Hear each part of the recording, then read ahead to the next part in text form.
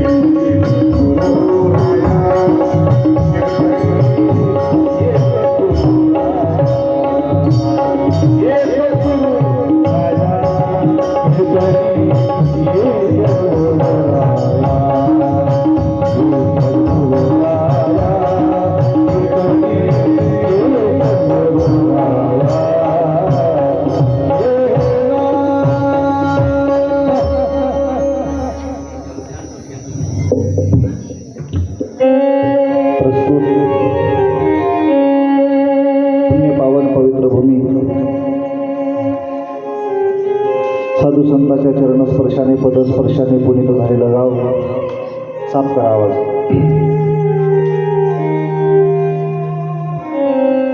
संत श्रेष्ठ समर्थ सद्गुरू बाळगुरू आई यांच्या पदस्पर्शाने पुनीत झालेलं गाव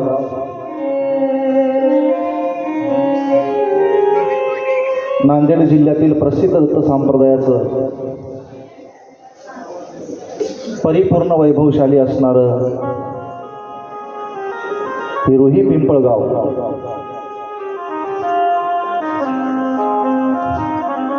भगवान दत्तात्रय प्रभू यांच्या नामस्मरणाने पुनीत झालेली ही पंचक्रोशी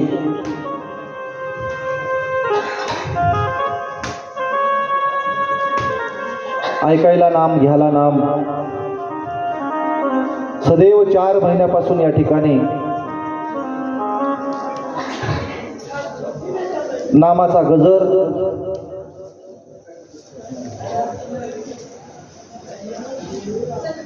अतिशय नामानं पवित्र होऊन गेलेले हे गाव आहे.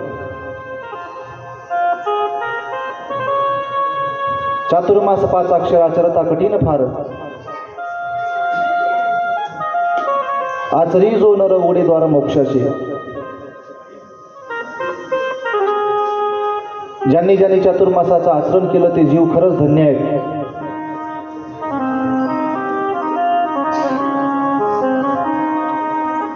नामस्मरणाचं महत्व,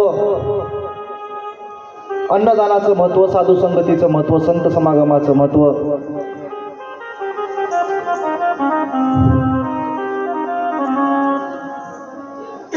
आज कथेचा 6वा दिवस आहे. पाहता पाहता या ठिकाणी 5 दिवस कधी संपून गेले कळलं नाही.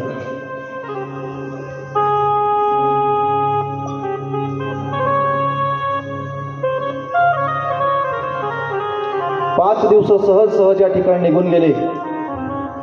थोडंसं मोकळा करा, बसल्यासारखं वाजवत आहे.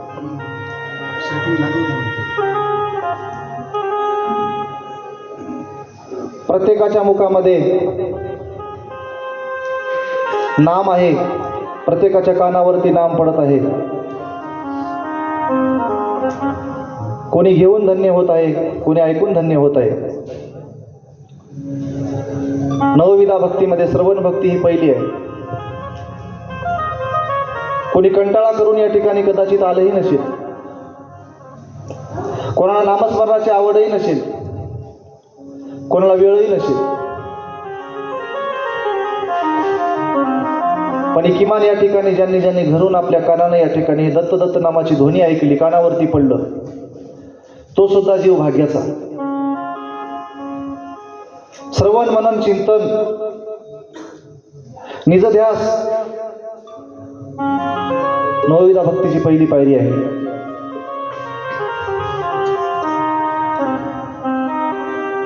श्रवणाचा माणसाला आळस असू नये.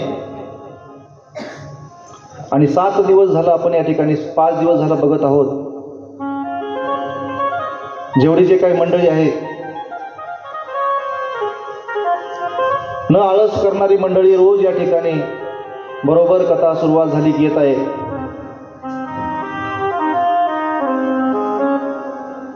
मनुष्य जन्म थोडासा उरलाय, वेळ थोडासा उरलाय, आपल्या दिवसही थोडे उरले. आता 2 दिवस आपल्याकडे आहे. या नामगंगेमध्ये न्हावून जाण्यासाठी, नामगंगेमध्ये येऊन पवित्र होण्यासाठी, शुद्ध होण्यासाठी आता आपल्याकडे अवधी कमी आहे.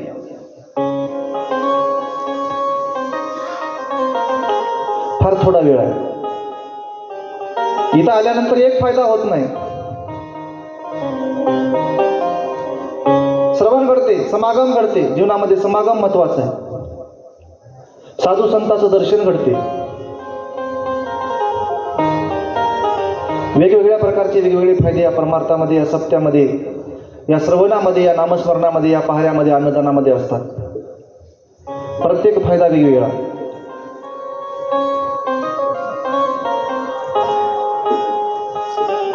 बरेच जीव या ठिकाणी पवित्र होऊन गेले साधी संतांची दृष्टी पडल्यावर सुद्धा. संतांच्या दृष्टीचं काय महत्व आहे? संतांची नजर जरी आपल्यावरती पडली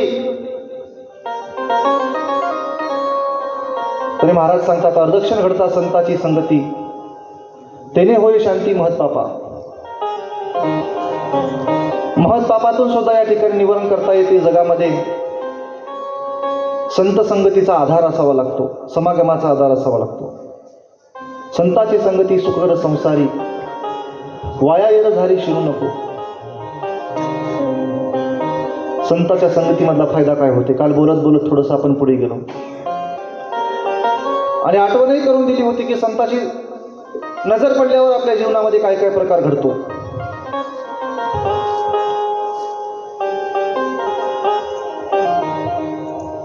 एकदा वैकुंठामध्ये नारद मुनी गेले आणि वैकुंठामध्ये जाऊन श्री विष्णूकडे या ठिकाणी हात जोडून उभं टाकले आणि विष्णू भगवंताला म्हणताय, देवा, संत दर्शनाचा लाभ काय, फायदा काय? देवाने उत्तर दिलं, जा नालीमधल्या किडेला विचार जाऊन. नारदाला आश्चर्य वाटलं. वैकुंठाच्या मालकाला विचारायला गेलो, नालीच्या किड्याकडे वाटला होता. कमाल आहे. तरी आता विष्णूने सांगितलंय म्हणून कसल्याही प्रकारचा संकोच न करता नारद स्वामी थेट नालीच्या किड्याकडे गेले आणि एका नालीतल्या किड्याकडे आपल्या दृष्टीनं बघितलं आणि दृष्टीनं बघून त्या किड्याला बोलतायत, संत दर्शनाचा लाभ काय? ते किडा जागेवर मरून गेला.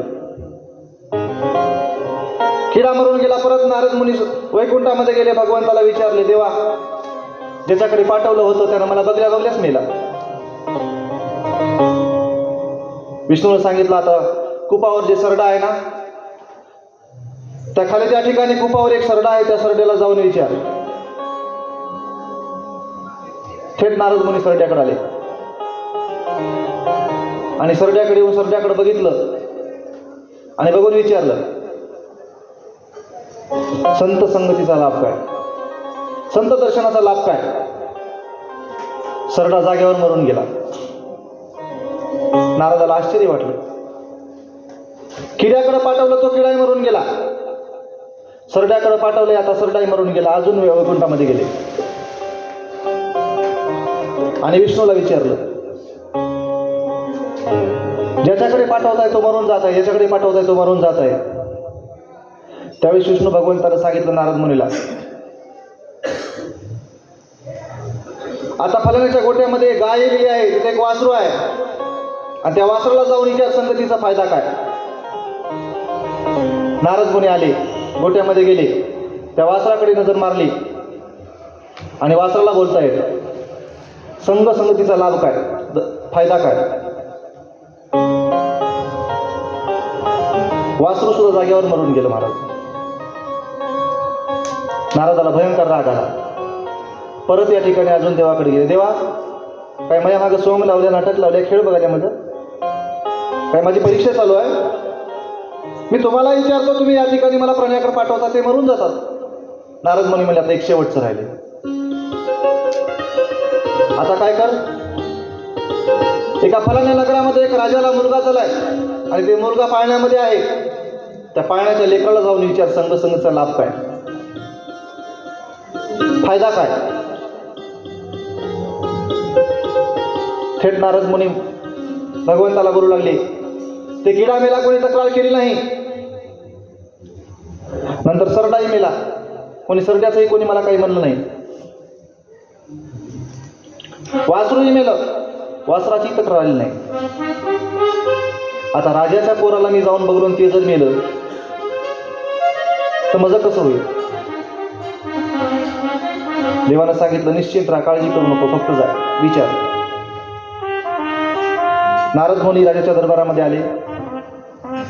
राजवाड्यामध्ये जिथं लेकरू आहे त्या पाळण्यापाशी गेले आणि त्या लेकरावरची दृष्टी फिरवली आणि त्या लेकराला विचारताय, बाळा, संत दर्शनाचा लाभ काय आहे? चमत्कार झाला. बाळ बोलायला सुरुवात केलं.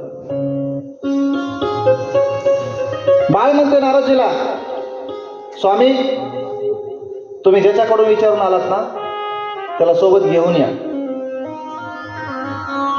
त्याला इथं घेऊन या. तो जोपर्यंत येत नाही तोपर्यंत मी संत संगतीचं या ठिकाणी लाभ सांगणार नाही, फायदा सांगणार नाही.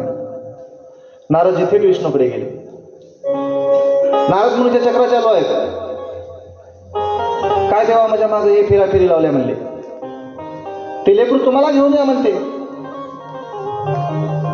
विष्णू भगवंत म्हणले, काही हरकत नाही, चल ना. मग स्वतः विष्णू भगवंत आणि नारद मुनी दोघंही त्या लेकराच्या पाळण्यापाशी आले.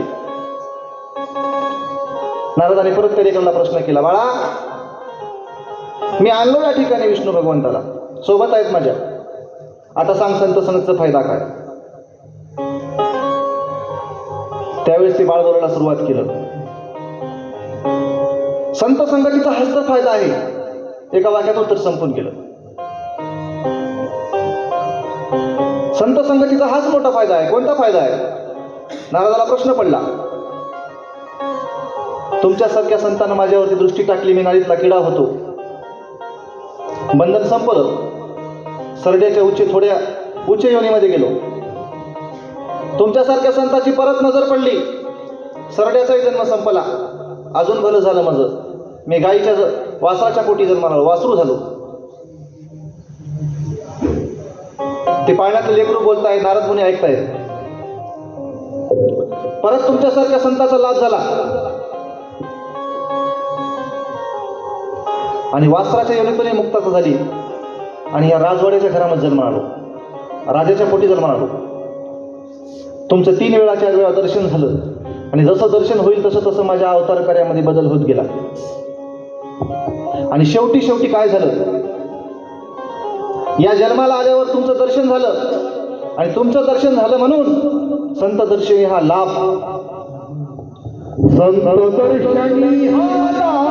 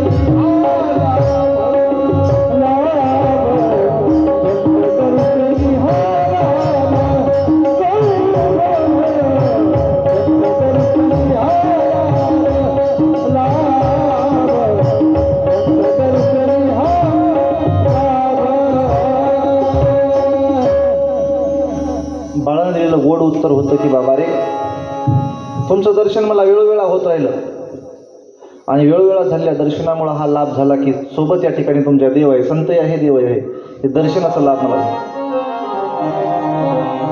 म्हणजे संताच्या दर्शनाचं महत्व एवढं आहे, संत संगतीचं महत्व एवढं आहे, संताचा संगतीचा लाभ एवढा मोठा आहे. म्हणून इथं आल्यानंतर संत संगतीचा लाभ प्राप्त होतो. नवे संत संगतीचा लाभ नाही, मुक्ती प्राप्त होते. नुसती मुक्ती नाही, खाली मुक्ती सुद्धा भेटते.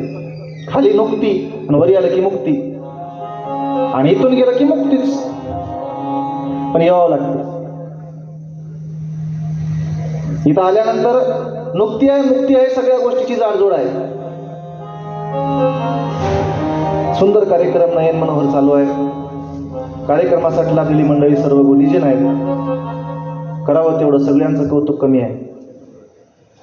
कार्यक्रमासाठी उपस्थित आपल्या नांदेड जिल्ह्यातील दो हंसों का जोडा या ठिकाणी उपस्थित आहे. नांदेड जिल्ह्यातील भजनाचं क्षेत्रातील अतिशय चांगल्या पद्धतीने आपल्या दत्त संप्रदायाचा प्रसार आणि प्रचार करण्यासाठी गावगाव भजनी मंडळ आहेत. भजनामध्ये पद्धत आहे. देवासाठी केलेलं भजन, स्वतःसाठी केलेलं भजन आणि जगासाठी केलेलं भजन हे प्रकार पडतात भजनाचे.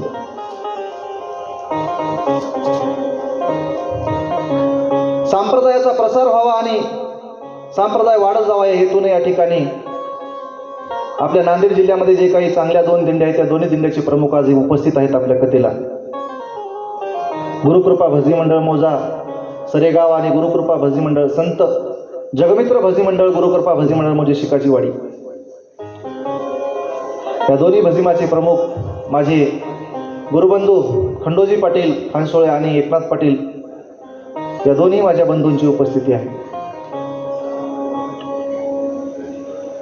दररोजचा प्रवास अतिशय सुंदर सुखकर कधी गेला कळालंही नाही. सर्व गावाच्या समागमामध्ये बाळगीर महाराजांचं चरित्र अतिशय सुंदर पद्धतीने या ठिकाणी चालू आहे. शांत चित्ताने सर्व गावकरी श्रवण करत आहेत.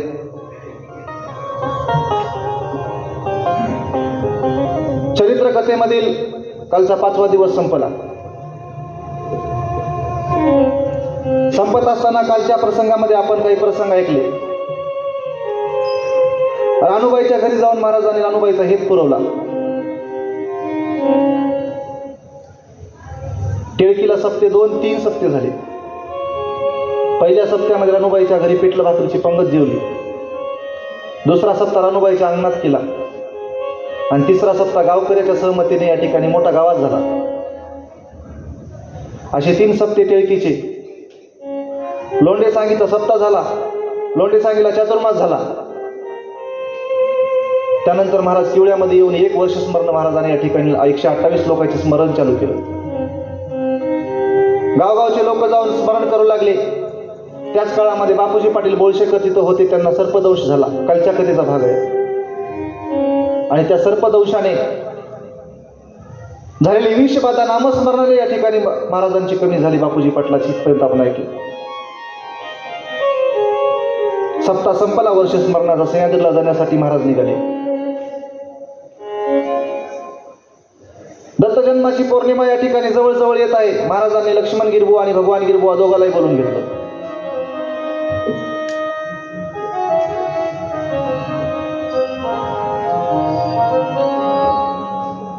आणि लक्ष्मण गिरबुवाला सोबत घेतला आणि भगवान गिरबुवाला संस्थानावरती तुम्ही थांबा, आम्ही माहूरला जाऊन यात्रा करून येतो असं महाराजांनी या ठिकाणी भक्त मंडळीला सांगितलं. गावगाव चर्चा झाली. या ठिकाणी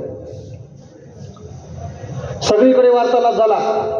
आता महाराज सह्याद्रीला जात आहेत. पदयात्रा काढत आहेत. महाराजांसोबत आपला पायी माहूरला जायचं आहे. आपण काल सांगून गेलो की महाराज नुसती जाणार नाहीत, आपल्याला जायचं आहे. आपण सगळे पिंपळगावातले लोक आता माहूरला जाणार आहोत. घरी कोणी सांगितलं नसेल तर पटकन सांगून या. तुम्हाला कालच सांगलं होतं की आज आपला माहूरला जायचं. माहूरला जाण्यासाठी सगळी तयारी झाली.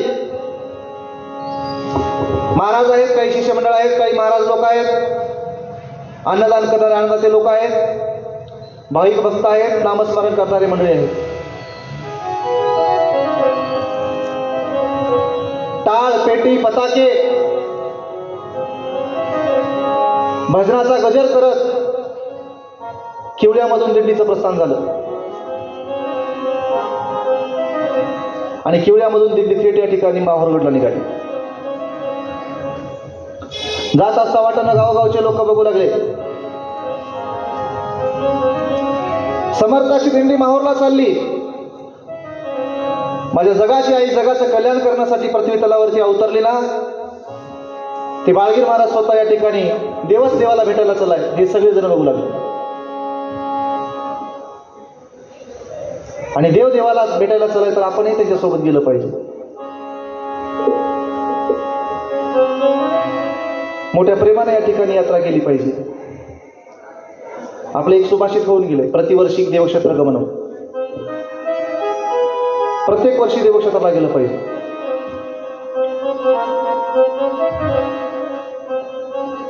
किवळ्यातून दिंडी निघाली. गावगावचे लोक निघाले. वाटत जे गावं लागले त्या गावची लोक या ठिकाणी दिंडीमध्ये घुसू लागले. जे काय आपल्या सोबत आहे ते घेऊन. आपण जातो वेगळी बाब आहे. पहिलेचा काळ वेगळा होता. आता आपण जात असताना आपल्या मागं मोठा प्रपंच आहे.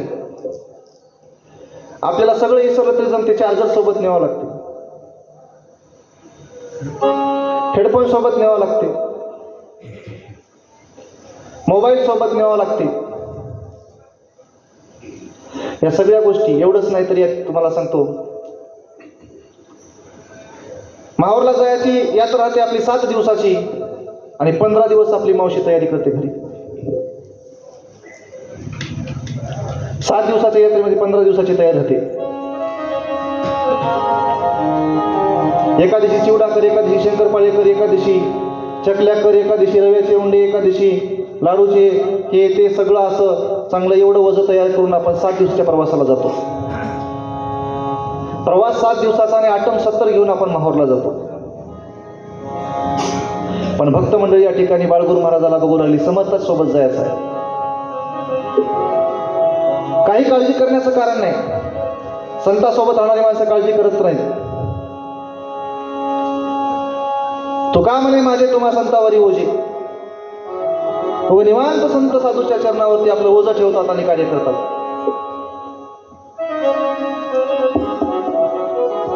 सुंदर प्रकारे या ठिकाणी पदयात्रा माहूरला चालली आहे वाटणं.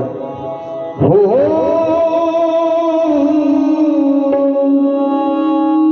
सय हय श्रीराय जीवन मुक्त व्हावे श्री दत्ता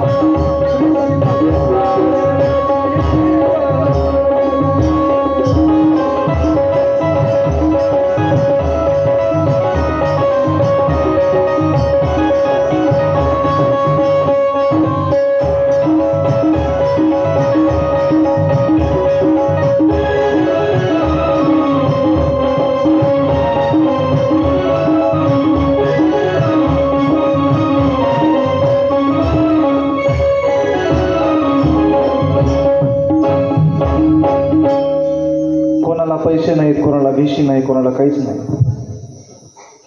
कोणावरती वजन नाही, कोणी चला म्हणून कोणाची विनंती नाही,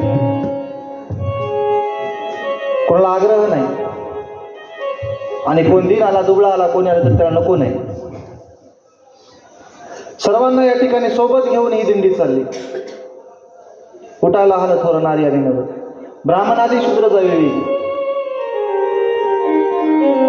दिल्लीमध्ये जात असताना कोण्या जातीचा आहे, कोण्या पंथाचा आहे, कोण्या संप्रदायाचा आहे, कोण्या धर्माचा आहे, कसल्याच प्रकारचं गणित नाही, कसल्या प्रकारचा भेदभाव नाही, कसल्या प्रकारचा द्वेष नाही. सगळेजण मिळून मिसळून प्रेमाने आनंदाने या ठिकाणी माहूरला निघाले. जात असताना नामस्मरण चालू आहे. सोबत बाळगीर महाराज आहेत. गावगावचे लोक येऊ लागले. कोणी एकलंही आले, कोणी जोडी घेऊन आले. शक्यतोवर जोडीनंच परमार्थ केला पाहिजे.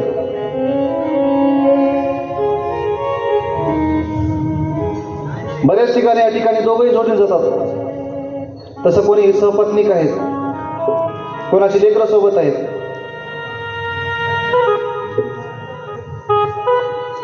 आनंद वातावरणामध्ये प्रवास चाललाय, पायानं प्रवास आहे. माहूरला जाऊन येऊन आपल्याला बरेच काम आहेत बाकीचे. त्यासाठी आपल्याला लवकर माहूरला जावं लागतं. तातडीनं माहूरचा प्रवास चालू आहे. चालत चालत चालत चालत चालत चालत चालत चालत चालत चालत चालत चालत महाराज लहानला पोहोचले. लहानला पोहोचले. लहान नावाचं गाव आहे अर्धापूर तालुक्यामध्ये. गावाजवळून दिंडी चालली. गावातील प्रमुख भीमरावजी देशमुख पाटलांना या ठिकाणी बातमी कळाली. संत आपल्या गावाशेजारून चाललेत.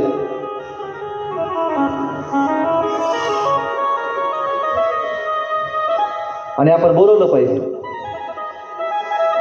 बाळगीर महाराजाच्या नामाची, भक्तीची, अन्नदानाची महिमा या ठिकाणी नांदेड जिल्ह्यामध्ये कानाकोपऱ्यात पोहोचून गेली होती. सगळीकडे लोकांना कळालं होतं महात्मा काय आहे. कानाकोपऱ्यामध्ये प्रसार झाला होता बाळगुरुवाई काय आहे.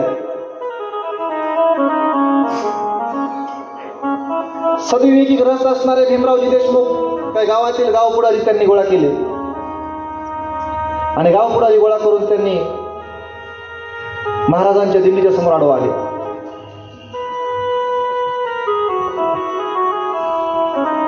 महाराजांच्या पायावरती साष्टांग दंडवत घातलं. दंडवत घालून या ठिकाणी भीमरावजी देशमुख बोलतायत. देवा, जगाचा उद्धार करण्यासाठी तुमचा अवतार झाला हे कारण ऐकलं होतं. कोणीतरी बाळगीर नावाचा महात्मा जन्माला आलाय आणि दत्त संप्रदायाचा प्रसार आणि प्रसार मोठ्या जोमानं वाढलाय. गावगाव दत्त संप्रदायाची झाडं वृक्ष लावत आहेत. कितीतरी लोकांनी दारू सोडली म्हणून, कितीतरी लोकांनी नाम धारण केलंय, कितीतरी लोकांचे संसार चांगले झाले, कितीतरी लोकांच्या या ठिकाणी परमार्थही सुलभ झालाय. ही कानानं आम्ही बातमी ऐकली होती. पण आज थेट तुमच्या दर्शनाचा योग प्राप्त झाला. आमची एक इच्छा आहे, आमचा एक मनोदय आहे, आमचा एक मनोरथ आहे, पूर्ण करा. बाळगीर महाराज म्हणले, बोला. काही नाही महाराज, आमच्या गावामध्ये तुम्ही यावं, तुमची पावलं आमच्या गावाला लागावेत आणि आमचं लहान गाव पवित्र करावं अशी आमची मनापासून इच्छा आहे. सगळे गाव पुढारी महाराजांना बोलू लागले. वाटेमध्ये प्रवास चालू आहे. दिवस मावळतीला गेलाय.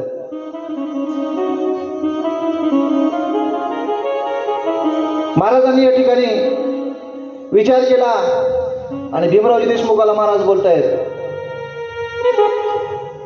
तुमच्या गावात यायला आम्ही तयार आहोत, पण तुमच्या गावात आल्यानंतर आमचे काट आहे, आमचं फार अवघड घराणं आहे. आम्ही कुठेही येऊ शकतो.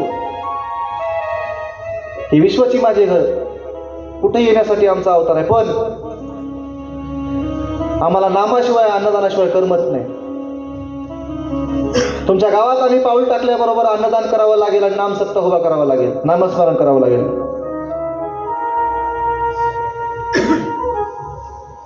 भीमरावजी देशमुखाने या ठिकाणी आपल्या 4 पुढाऱ्यांची राय घेतली. सर्वांनी सहमत होऊन या ठिकाणी महाराजांना गावामध्ये नेण्याचं ठरवलं.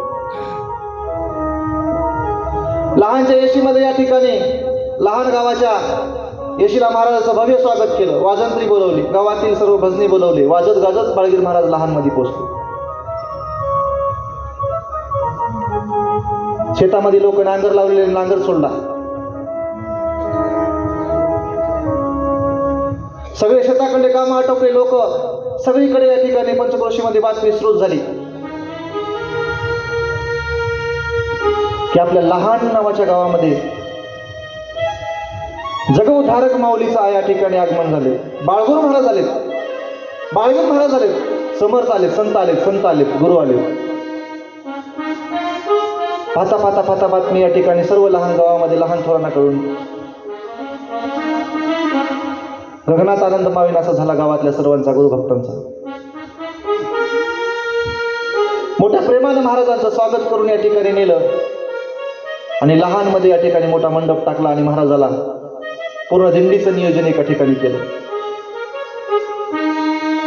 महाराजांना आसन टाकून दिलं बसण्यासाठी. भीमरावजी देशमुख पायापाशी बसलेले. महाराजाला बोलताय, देवा काय सेवा असावी?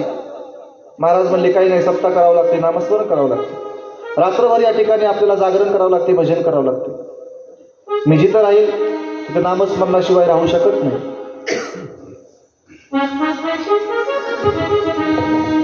कलयुग चालले नामी रूपी रंगले, कलयुग चालले नामी रूपी रंगले,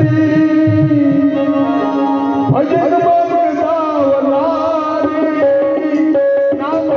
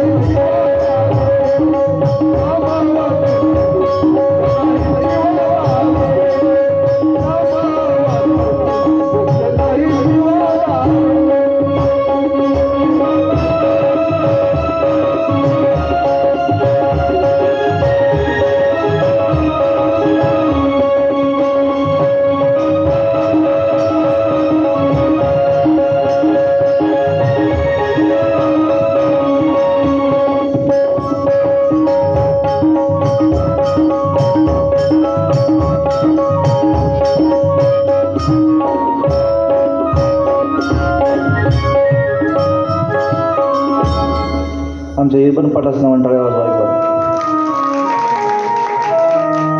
जरा जेवल्यासारख्या टाळ्या वाजवा, उपाशी पोटच्या बाजूला.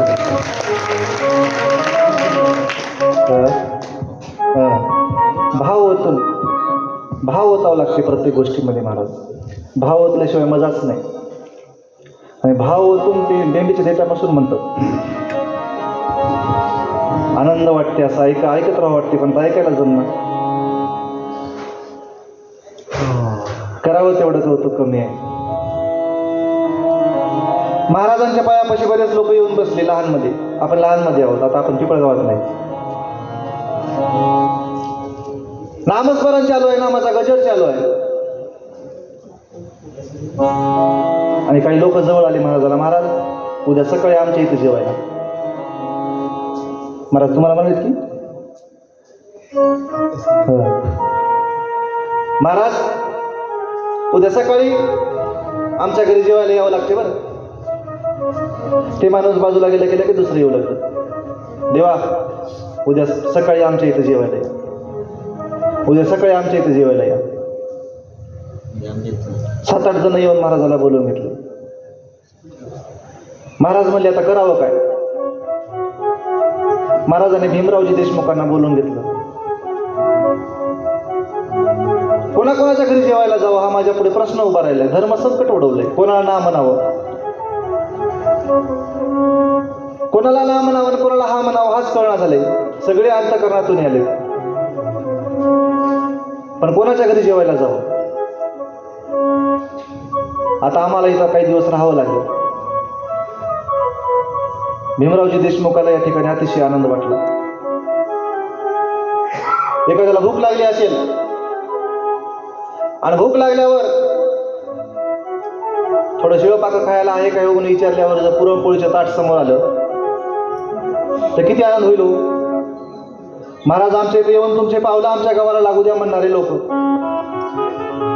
आता महाराज म्हणले या ठिकाणी आपल्याला 7 दिवस सप्ताह करायचा आहे. अजून दत्त जयंती खूप दिवस आहे.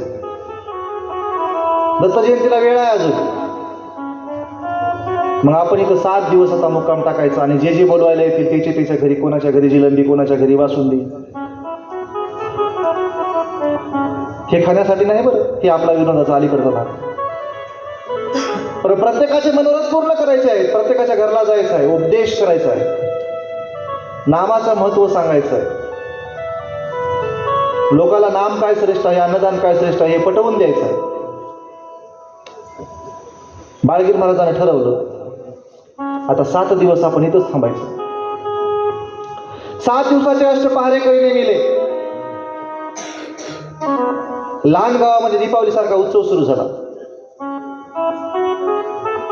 प्रत्येकाच्या चेहऱ्यावरती तेज आहे. सगळ्या लोकांनी आपले कामधंदे सोडून दिले. हे संसाराची पळापळी जन्मभर आहे आता, पण 7 दिवस आता गुरु महाराजांच्या सेवेमध्ये आपल्याला घालायचे आहे.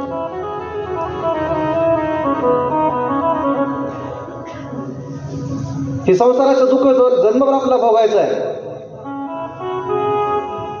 संसाराचं दुःख आपल्याला या ठिकाणी पाठ सोडत नाही.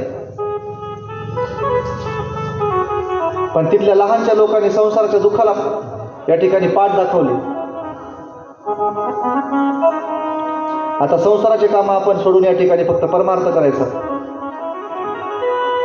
7 दिवसाच्या पंक्ती लोकांनी लावून घेतल्या. सकाळी अन्नदान, संध्याकाळी अन्नदान, दिवसभर भोजन, रात्रभर भोजन, नामस्मरण, महापूजा.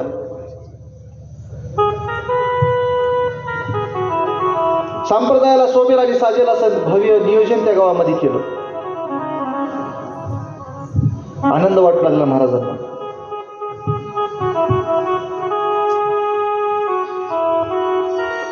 कंटाळून देवाला जाणं वेगळं आणि आवडीनं देवाला जाणं वेगळं. जीव कदरून गेलाय, माय 4 दिवस मावरला जावं म्हणलं म्हणता आपण. आता मावरची पदयात्रा जवळ येते. आले की काही माणसं, काही आपल्या माता भगिनी जातात. कशामुळे येणं केलं, का प्रयोजन काय, काय करावं खरीदेदारी खरखर होऊन गेली. घरचा कंटाळा आलाय म्हणून देवाला निघालो. कंटाळा आलाय म्हणून देवाला जाऊ नका. अनाथाचा नाथ, आनंद सद्गुरू. अनाथ होऊन जा, अनाथ होऊन जा, तरच तरी तुम्हाला जवळ घेईल. काही लोक म्हणतात एन्जॉय म्हणून आलो. तो फिरायला करून आलो. जरा माझी तब्येत सुधारली, ती तब्येत कमी करायसाठी आलो.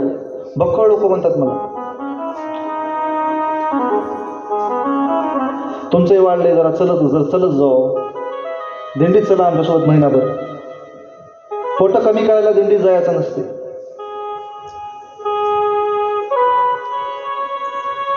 आपली अडचण घेऊन तिथं जायचं नसते. आपल्याला आवडीनं जायचं असते. आवड आपल्या मनामध्ये असायला पाहिजे. आवडीनं लोक जवळ येऊ लागले, आवडीनं कार्य करू लागले.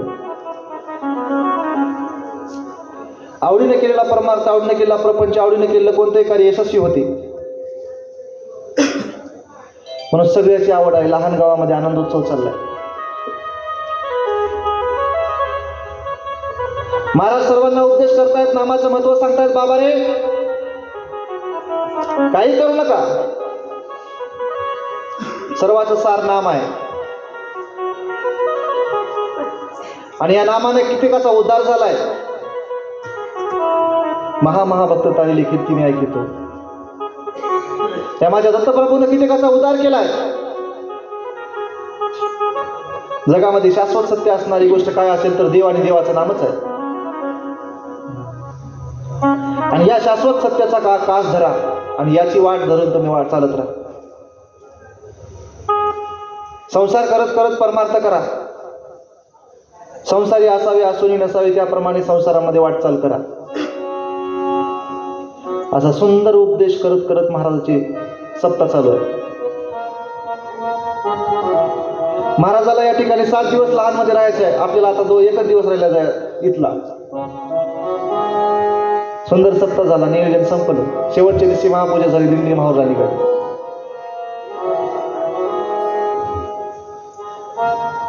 पायाने जात असताना वाटेने या ठिकाणी पावली नामस्मरण केल्यावर काहीतरी पुण्यप्राप्ती होते म्हणे. काय होते महाराज?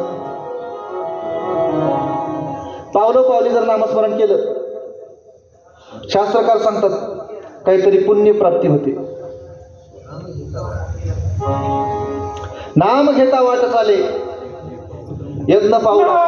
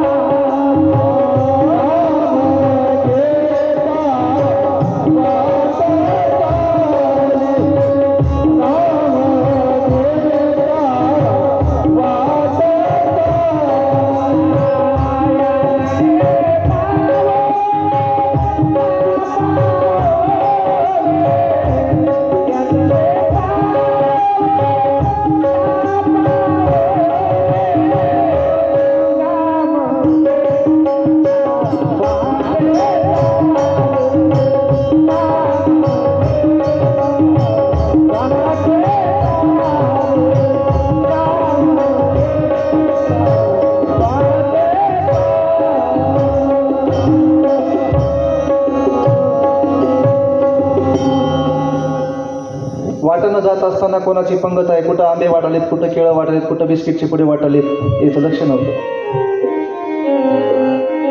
बरेच लोक पोते भरून आणतात. माऊलीच्या सोहळ्याच्या वेळेस, दिंडीच्या वेळेस, आळंदी ते पंढरपूर आषाढीची दिंडी, त्यावेळेस एक वेळेस या ठिकाणी पुण्यामध्ये जाण्याचा योग आला. पुण्यामध्ये जाऊन बघितलं, काही मावशा आळंदीहून चलत चलत पायी आल्या होत्या. पुण्यामध्ये गेल्याबरोबर या ठिकाणी गेले आपल्याला या ठिकाणी चला आमच्या घरला म्हणून लोक काकृत करतात. गेले पाय धुवायला गरम पाणी, हाताला टायल, हात पुसायला नवं टायल, बसायला सुंदर सोफा सेटवर बसायचं आणि विचारतात तुमच्या आवडीचं जेवायला काय करू. ही व्यक्तिगत माणसाची किंमत आहे किंवा माऊलीचा नावाची किंमत आहे. एवढा आदर तुमचा होते, आपला होत नाही महाराज आदर. आपल्यावरती नामाचं कवच जे लावलं त्याचा आदर होते, त्या कवचाचा आदर होते. लोक आपल्याला नमस्कार करतात असं वाटते, लोक आपल्याला नमस्कार करत नाही. फार पाठीमागल्या काळामध्ये एका शहरामध्ये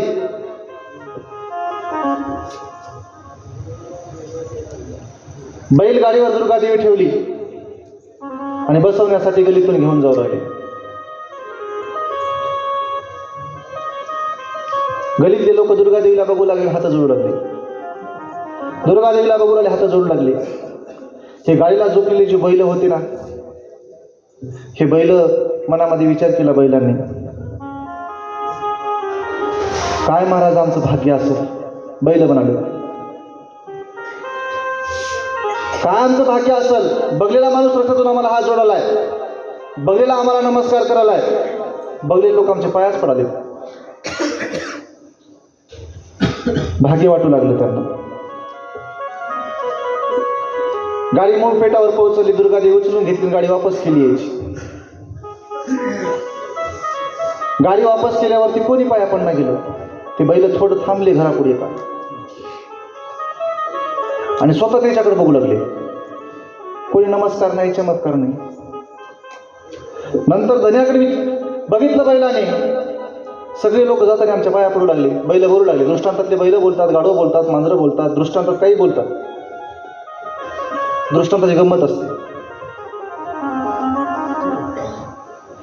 बैलाने आपल्या मालकाकडे तोंड करून विचारलं, मालक, हे सगळे लोक जाताना आमच्या पाया पडू लागले, येतानी कोणी आमच्याकडे बघायला परतून तयार नाही. मालकाने उत्तर दिले, येड्यांनो, यांनी तुमच्या पाया पडले नाही. तुमच्या पाठीवर जे ओझं होतं ना ज्या देवीचं, त्या देवीच्या पाया पडू लागले. तसं आमचं आहे महाराज. त्या दिंडीमध्ये लोक घरला नेले, खाऊ लागले, पिऊ लागले, आई सगळी सोय होऊ लागली. एका चौकामध्ये 4-5 म्हाताऱ्या बसून होत्या आणि विसावा घेण्यासाठी झाडाखाली आम्ही त्याच ठिकाणी बसलो होतो. पुण्यातली गोष्ट चालू आहे. बैलाचं संपलं.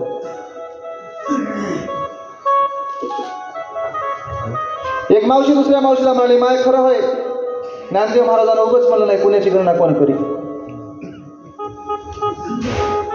ज्ञानेश्वर माऊली खोटं म्हणत नाहीत, पुण्याची गणना कोण करी. मी म्हणलं, मावशी काय झालं. काय नाही महाराज म्हणली, काय सोय म्हणली या दिंडीमध्ये. 2 कासऱ्यावर आंब्याचे गाडे, टेम्पोच्या टेम्पोच म्हणले आंबे वाटाले. पुढे गेलं की बिस्किटची पुडी, पुढे गेलं की चहा, पुढे गेलं की जेवायला, पुढे गेलं की ते राजगिऱ्याची पुडी, पुढे गेलं की ते, पुढे गेलं की ते. असे हे बघा की म्हणले आमचं जो पोतीच्या पोती भरून. मग त्याचा आणि त्या ज्ञानदेव महाराजांच्या हरिपाठातल्या अभंगाचा काय संबंध मावशी. नाही नाही, महाराजांनी सांगितलंय की म्हणले हरिमुखे म्हणा, हरिमुखे म्हणा, पुण्याची गणना कोण करी. हे पुन्हाच होय की म्हणली. शब्दांना अर्थ घेतला. म्हणून यात्रा करत असताना, जत्रा करत असताना किंवा देवाला जात असताना माणसं 8 तासानं जात नाहीत. काही माणसं आवडीन जातात, काही माणसं निवडीन जातात. मौज करण्यासाठी काही माणसं जातात.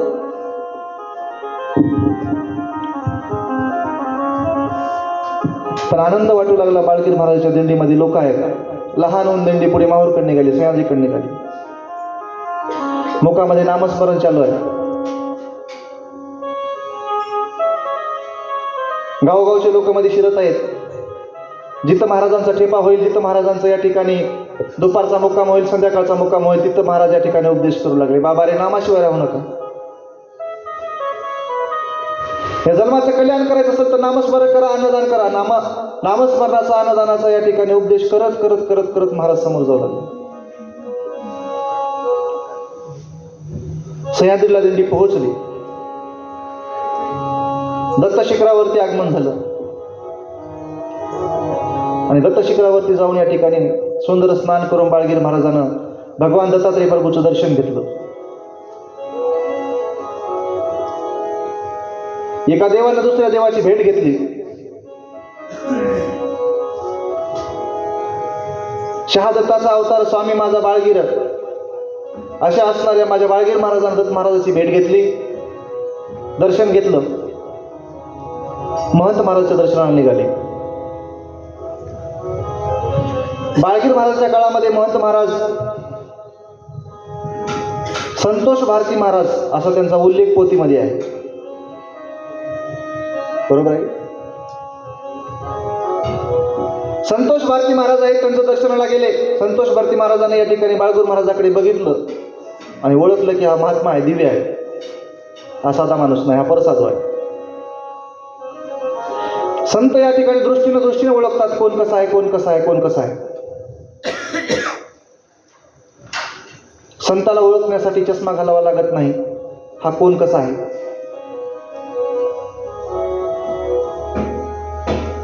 महंत महाराजांनी बाळगीर महाराजाकडे बघितलं आणि त्यांना खरंच त्यांचं संतत्व काय आहे या गोष्टीची जाणीव झाली.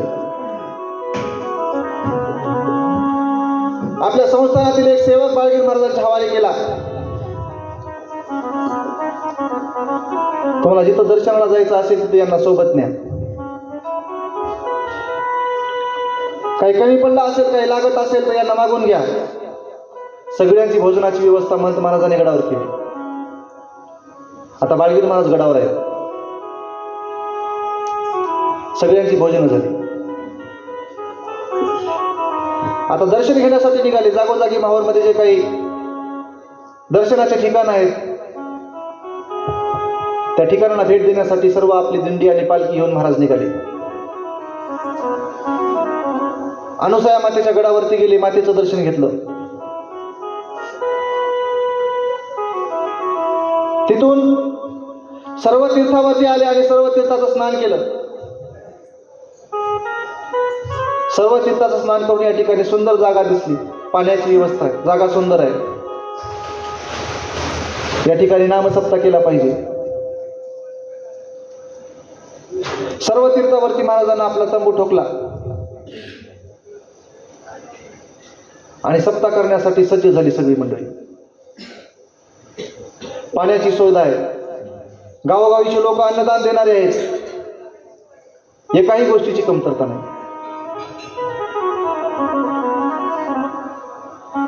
सर्व तीर्थावरती या ठिकाणी सप्त्याला सुरुवात झाली. नामस्मरण करायला सुरुवात झाली. आनंदाने माहूरच्या भगवंताच्या कुशीमध्ये जाऊन भगवंताचं चिंतन करू लागले. आता सगळेजण भजन करू लागले. काय भजन करू लागले महाराज? या या या भजन कराया हे सद्गुरु मार्ग धरा,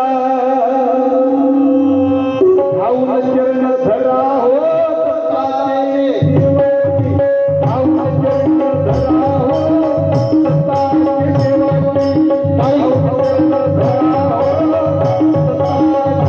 सेवकी, भाऊन चरण धरा हो सत्ताचे सेवकी,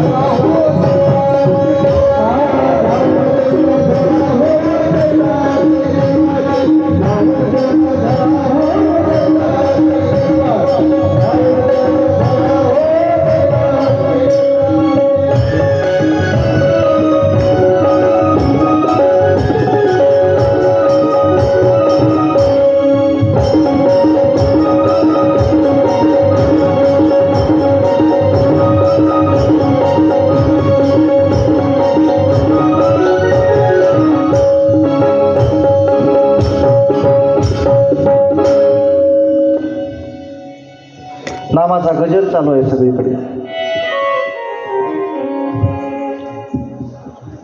आनंदी आनंद झाला.